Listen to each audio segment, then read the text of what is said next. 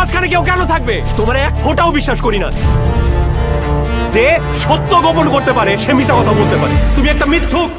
আসসালামু আলাইকুম। বহুল প্রতীক্ষিত রায়হান রাফির সেই নূর সিনেমাটা ইতিমধ্যেই বায়োস্কোপ ওটিটিতে চলে এসেছে এবং এই সিনেমাটা ঠিক কেমন হয়েছে এই বিষয়গুলো নিয়ে আলোচনা করব।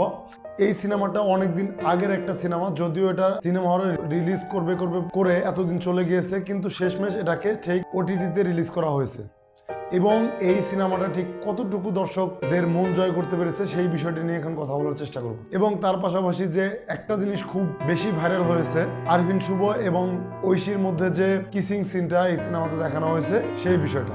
শুরুতেই যদি এই সিনেমার গল্প নিয়ে একটু বলার চেষ্টা করি, তাহলে এই সিনেমার গল্পটা হচ্ছে এমন: আরভিন শুভর যে একটা ক্যারেক্টার, সেই ক্যারেক্টারটার নাম হচ্ছে নূর এবং সে ঐশীর যে ক্যারেক্টারটা থাকে তাকে খুব পছন্দ করে এবং এক পর্যায়ে তাদের দুজনের মধ্যে বিবাহ হয় এবং তার পরবর্তীতে কি কারণে ঐশী এবং আরভিন শুভর ক্যারেক্টারটার মধ্যে বিচ্ছেদ হয়ে যায়, এই বিষয়টাকে এই সিনেমার মধ্যে দেখানো হয়েছে।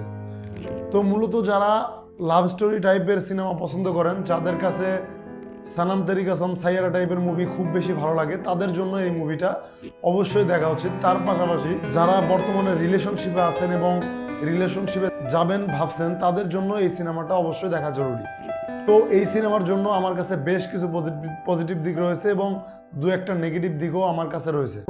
প্রথমে যদি এই সিনেমার অভিনয় নিয়ে কথা বলি, তাহলে আরভিন শুভ এই সিনেমাতে বেশ ভালো কাজ করেছে। বিশেষ করে তার যে ক্যারেক্টার সুইচিং, তার যে লাভার বয় ক্যারেক্টারটা থেকে শুরু করে পরবর্তীতে সে একটা হার্ড ক্যারেক্টার এবং ইমোশনাল যে দৃশ্যগুলো যখন তার ক্যারেক্টারে আসে, সেগুলো বেশ ভালো লাগে দেখতে এবং আরভিন শুভ এখানে বেশ ভালো পুল আপ করতে পেরেছে বলে আমার মনে হয়। এবং তার পাশাপাশি যদি আমি জান্নাতুল ফেরদৌস ঐশীর কথা বলি, ঐশীর মোটামুটি ঠিকঠাক অভিনয় করেছে, কেননা আমি ঐশীর এর আগের তেমন কোনো কাজ দেখিনি।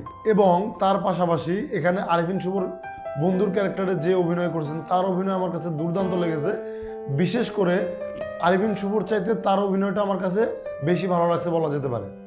এবং তার পাশাপাশি আরও বেশ কিছু ছোট ছোট ক্যারেক্টার রয়েছে, তাদের অভিনয় ঠিকঠাক। খুব বেশি ডায়লগ এই সিনেমাতে নেই, মোটামুটি কম সম ডায়লগই রয়েছে এবং বেশিরভাগ জায়গাতেই এই সিনেমাতে মোটামুটি ব্যাকগ্রাউন্ড মিউজিকের জায়গায় গান ব্যবহার করা হয়েছে, যে কারণে এই সিনেমাটার ডায়লগের সংখ্যা অনেকটাই কম। এবং এই সিনেমার মধ্যে আরও একটা জিনিস নোটিসেবল, যে রায়হান রাফির যে ডিরেকশন, তার ডিরেকশনগুলো ঠিক যেমন হয় এটাও তার ব্যতিক্রম না। তার প্রিভিয়াস মুভিগুলোতে যেরকম একটা ক্যারেক্টার যে কথা বলে পুরো মুভির গল্পটাকে এক্সপ্লেন করে, এই মুভিটাও ঠিক সেরকমভাবে আগায়। ঐশীর ক্যারেক্টারটা মোটামুটি ট্রেন দিয়ে যাওয়ার সময় তার যে টোটাল জার্নিটা, এই জার্নিটা সে এক্সপ্লেন করে।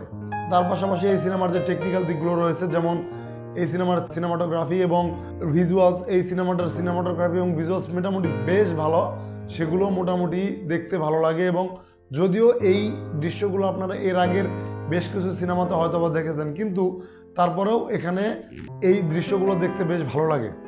যেহেতু এটা একটা গ্রাউন্ডেড লেভেলের সিনেমা, এটা মোটামুটি গ্রামের দৃশ্যগুলোই এই সিনেমাতে ফুটিয়ে তোলার চেষ্টা করা হয়েছে, সেহেতু এই জিনিসগুলো বেশ ভালো লাগে দেখতে। এবং আমি যদি খারাপ দিকটা বলি, তাহলে এই সিনেমাটাতে বিশেষ করে সেকেন্ড হাফে অনেকগুলো গান রাখা হয়েছে এবং এই গানের ব্যাকগ্রাউন্ডের মধ্যেই গল্প চলতে থাকে।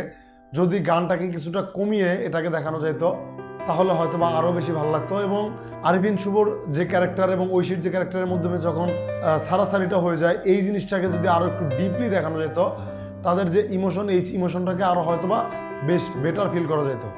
সেই যে কানেকশন আরভিন শুভ এবং ঐশীর মধ্যে যে ছোট একটা বিষয় নিয়ে মোটামুটি সারাসারি পর্যায়ে বা অনেক বড় একটা পর্যায়ে চলে যায়, এই জিনিসটা আরও একটু ভালোভাবে দেখানো যেত বলে আমার মনে হয়। এবং এই সিনেমাতে একটা বেশ ভালো সামাজিক মেসেজ দেওয়া হয়েছে, যে মেসেজটা আমার কাছে ব্যক্তিগতভাবে খুব বেশি ভালো লাগছে।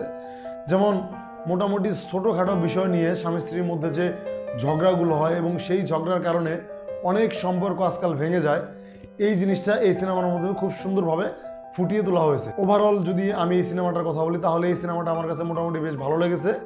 যদিও এই সিনেমাটা অনেকদিন পরে রিলিজ হয়েছে, যদি এটা আরও 2-3 বছর আগে রিলিজ হতো তাহলে হয়তো বা এটা আরও বেটার পারফর্ম করতে বলে আমার মনে হয়। কিন্তু বর্তমান সময়ে এই সিনেমাটা যে খুব বেশি খারাপ হয়েছে আমি সেটাও বলবো না। আমি এই সিনেমাটা বেশ এনজয় করেছি এবং আমার কাছে এই সিনেমাটা অর্ধিত মনে হয়েছে। যাই হোক, ওভারঅল আমি যদি এই সিনেমাটা রেটিং করি, তাহলে আমি দিব 3/5। এবং আপনারা যারা ইতিমধ্যে এই সিনেমাটা দেখেছেন তারা অবশ্যই জানাবেন আপনাদের কাছে এটা কেমন লেগেছে, এবং যারা দেখেন নাই তারা অবশ্যই একবারের জন্য হলে এই সিনেমাটা দেখতে পারেন। আজকের মতো এই পর্যন্ত, সবাইকে ধন্যবাদ। আসসালামু আলাইকুম।